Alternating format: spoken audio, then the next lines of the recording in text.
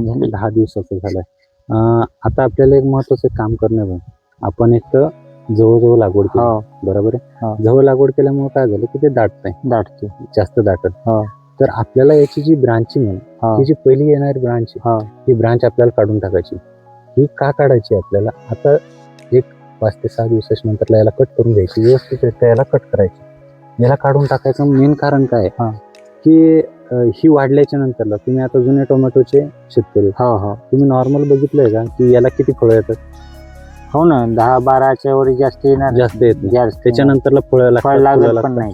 नाही लागत. हो. मग ही अन्नद्रव्य फुकट घेते का नाही? हो बरोबर आहे. हो. आपल्याला कमर्शियली याच्यात आपल्याला उत्पन्न वाढवायचे, हो ही ब्रांच काढून फेकून द्यायची, फेकून देऊ. जेणेकरून याला काय जे काय 7-8 फळं येणार आहे हो हो ते नाही घेतले तरी चालतं. बाकीचं सगळं अन्नद्रव्य कुठे जाणार आहे? वरती जाणार आहे. हो. बरोबर.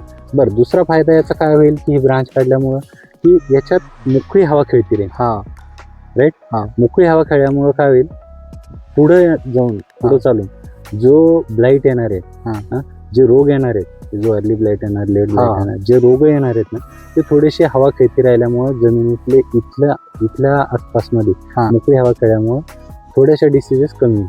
म्हणजे आपल्या तिथं फायदा काय झालाय की आपल्या फवारण्या असल्या. हो बरोबर आहे. आता ती ब्रांच काढल्यामुळं जमिनीतलं सगळे अन्नद्रव्य सगळ्यात वरती कुठे जातात? वरती जात. वरती गेल्यामुळे काय होतं की जे सगळे येणारे फळ आहेत त्याची साईज खूप चांगल्या प्रमाणात डेव्हलप होते.